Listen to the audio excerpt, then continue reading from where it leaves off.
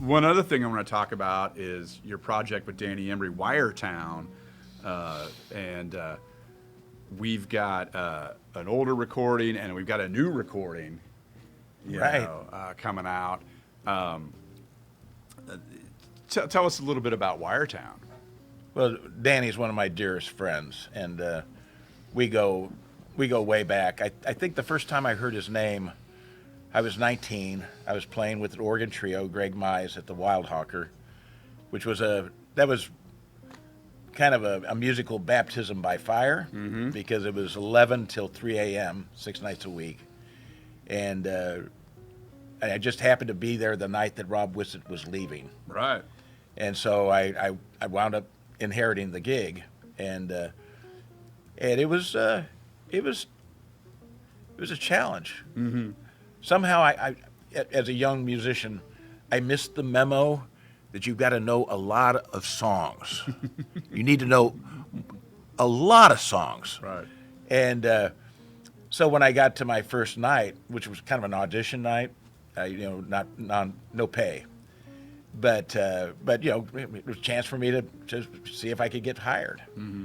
And so Greg is blind, and but he could hear me kind of moving around the stage and looking in the organ bench. He'd hear me swishing around like, what are you doing? What are you doing? I said, well, I'm looking for some music. And he just laughed. Well, we don't use any music. We just play. I'm going, oh, great. And you didn't have an iReal Pro on your iPhone back then. Yeah, there was no such thing as a cell phone. And and you would have had to come in with a stack of fake books, and by the time you found the song, if you found the song, and if it was in the right key, the song is over. Right. So I really got my teeth kicked in that first night. Was like so challenging because I'm trying to watch his left hand. Yep. I knew enough keyboard to, I can spot the root and then take a stab at major and minor. And it was, but on that gig, there was a drummer in town that would come out, and Abel Ramirez was his name. And he told me about his friend that he grew up with, Danny Embrey, who was at the time was on the road. After high school, he went on the road and played with a top 40 kind of cover band that did the Holiday Inn circuit, so to speak. And that's the first time I heard his name. And then Danny came back here, got off the road, came and sat in with us, and we became best friends. And we hung out and listened to many records together, and so we've had this sort of like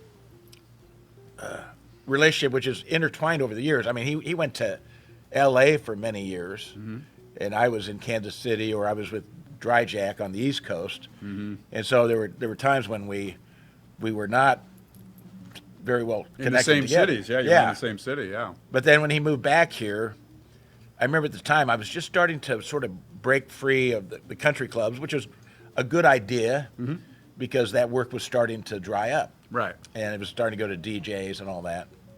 So I started getting some gigs playing jazz. It was like I was kind of refining my original love.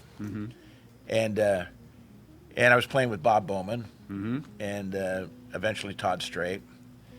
And then Danny moved back, and I knew Danny and Bob were really close because they both lived in L.A. In fact, I think they were like in the same duplex, And so I thought, oh, great.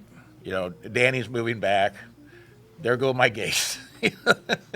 I was glad that he was back, but it was just like almost like, now what's going to happen?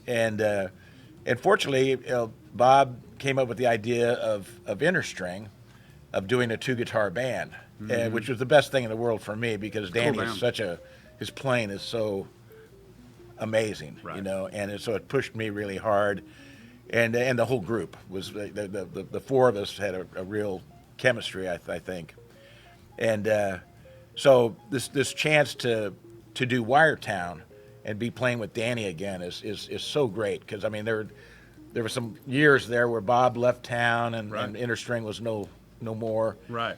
And Danny's got a lot of new songs. I've got new songs. Gerald Spaits. I mean, Brian Steever, the drummer on there, has got some. He's written some great songs. In a Pile Over the Fence. Yeah, In a Pile Over the Fence. One of the great titles of a ballad I've ever heard of. But so I'm very excited about that. About having the opportunity to work with Danny and yeah, because we're just our careers, and then we both traveled with Karrin Allyson, and there's just so much overlap that's occurred over the years. And you guys are doing one Sunday a month right now. For a Yes. while you were doing every Sunday. I think it's the second Sunday of the month. And that's early Sunday, 6 to 9 on Sundays? Yes, 6 to 9.